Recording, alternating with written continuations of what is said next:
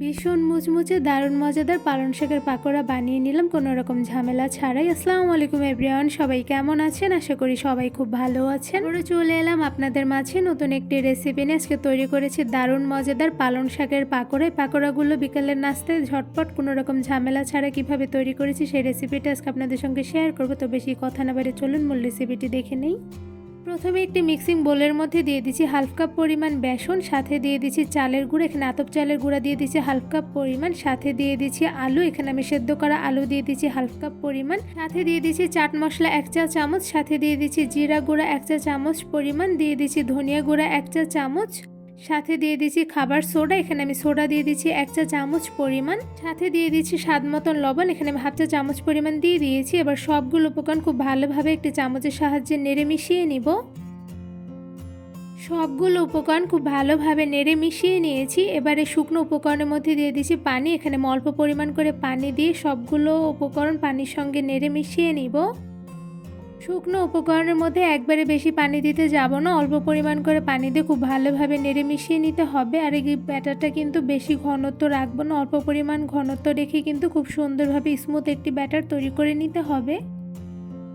শুকনো উপকরণের মধ্যে অল্প পরিমাণ করে পানি দিয়ে অনেকটা পরিমাণে ঘনত্ব রেখে কিন্তু ব্যাটারগুলো তৈরি করে নিয়েছি। এখানে আমার টোটাল প্রায় 1 কাপের থেকে একটু কম পরিমাণ করে আমি পানি দিয়ে এমন ঘন একটি ব্যাটার তৈরি করে নিয়েছি। এবারে ব্যাটারগুলোর মধ্যে দিয়ে দিচ্ছি কুচি করে কেটে রাখা পালং শাক, এখানে আমি পরিমাণ অনুযায়ী পালং শাক দিয়ে দিচ্ছি। আর এই পালং শাকের মধ্যে এবার দিয়ে দিচ্ছি পেঁয়াজ কুচি, এখানে আমি 3 টেবিল চামচ পরিমাণ পেঁয়াজ কুচি দিয়ে দিচ্ছি। এবার দিয়ে দিচ্ছি কাঁচামরিচ, এখানে আমি 1 টেবিল চামচ পরিমাণ কাঁচামরিচ কুচি দিয়ে দিয়েছি। আপনাদের স্বাদ মতন ঝালের পরিমাণটা কমিয়ে বাড়িয়ে দিতে পারেন। এবার ব্যাটারগুলোর সঙ্গে পালং শাকগুলো খুব ভালোভাবে মেখে মিশিয়ে নিব। ব্যাটারগুলোর সঙ্গে পালং শাকগুলো খুব ভালোভাবে মেখে মিশিয়ে নিয়েছি। তো এই পর্যায়ে দেখতেই পাচ্ছেন পালং শাকের পাকোড়া তৈরি ব্যাটারগুলো প্রপারলি রেডি। এবার এই ব্যাটারগুলো দিয়ে আমি পাকোড়া ভেজে নিব। পাকোড়া ভাজার জন্য একটি প্যানের মধ্যে দিয়ে দিচ্ছি রান্নার সয়াবিন তেল পরিমাণ অনুযায়ী। এবার মিডিয়াম টু লো আঁচে তেলগুলো হালকা গরম করে এর মধ্যে আমি ব্যাটার থেকে ছোট সাইজ করে পাকোড়ার শেপ করে নিচ্ছি। তো এখানে আমি কতটুক সাইজ করে পাকোড়ার শেপ করে নিচ্ছি তা আপনারা দেখেই বুঝতে পারছেন। এবার এই পালং শাকের ছোট সাইজের পাকোড়াগুলো গরম তেলের মধ্যে একটা একটা করে দিয়ে দিব।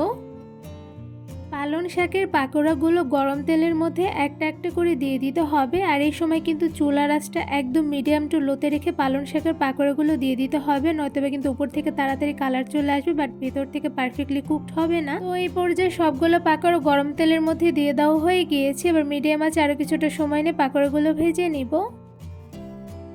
মিডিয়াম টু লো আছে কিছুক্ষণ সময় নিয়ে পাকোড়াগুলো ভেজে নিয়েছি। তো এই পর্যায়ে দেখতেই পাচ্ছেন একটা সাইডে কিন্তু খুব সুন্দর কালার চলে এসেছে। এই পর্যায়ে আমি একটি কাঁটা চামচের সাহায্যে একটা একটা করে সবগুলো পাকোড়া উল্টে নিচ্ছি।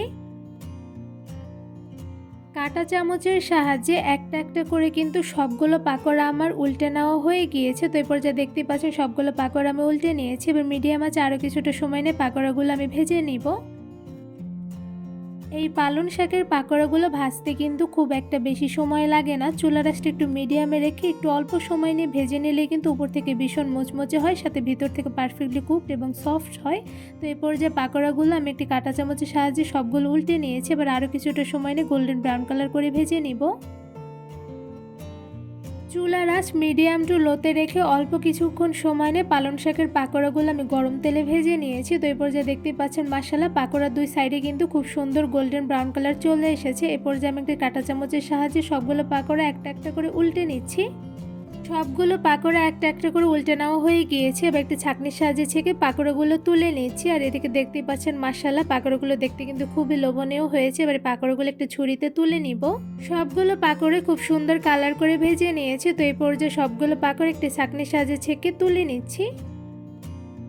খুব সহজভাবে কোনো রকম ঝামেলা ছাড়াই শুধুমাত্র অল্প কিছু উপকরণ দিয়ে তৈরি করে ফেলেছি দারুণ মজাদার মুচমুচে পালং শাকের পাকোড়া। পাকোড়াগুলো আপনাদের একটু ধরে দেখাচ্ছি। তো দেখতেই পাচ্ছেন মাশাআল্লাহ পাকোড়াগুলো দেখতে কিন্তু খুবই লোভনীয় হয়েছে, সাথে কিন্তু পাকোড়া ভীষণ পরিমাণে মুচমুচে হয়েছে। কতটা পরিমাণে মুচমুচে হয়েছে আশা করি আপনার সাউন্ড শুনে বুঝতে পারছেন। পাকোড়াগুলো কিন্তু শুধু মুচমুচে হয়নি, সাথে হয়েছে ভীষণ পরিমাণে নরম। কতটা পরিমাণে নরম হয়েছে তা কিন্তু আপনারা দেখেই বুঝতে পারছেন। এবারে একটা পাকোড়া আপনাদের একটু ভেঙে দেখাচ্ছি অ্যাকচুয়ালি ভিতরে কেমন হয়েছে। তো এখানে দেখতেই পাচ্ছেন মাশাআল্লাহ ভেতর থেকে কিন্তু পারফেক্টলি কুকড হয়েছে। এই পালং শাকের পাকোড়াগুলো কিন্তু একদম পারফেক্ট হয়েছে। পালং শাকের পাকোড়ার উপর থেকে হয়েছে ভীষণ মুচমুচে, সাথে ভেতর থেকে হয়েছে ভীষণ সফট আর খেতে হয়েছে অসম্ভব মজাদার। এই পালং শাকের পাকোড়া তৈরি রেসিপিটি কেমন লেগেছে তা অবশ্যই কমেন্ট করে জানাবেন। রেসিপিটি ভালো লেগে থাকলে আমার চ্যানেলটি সাবস্ক্রাইব করে ভিডিওতে বেশি বেশি লাইক কমেন্ট শেয়ার করে আমার পাশেই থাকবেন। আজকে এখানে বিদায় নিচ্ছি। সবাই সুস্থ থাকবেন, ভালো থাকবেন। আল্লাহ হাফেজ।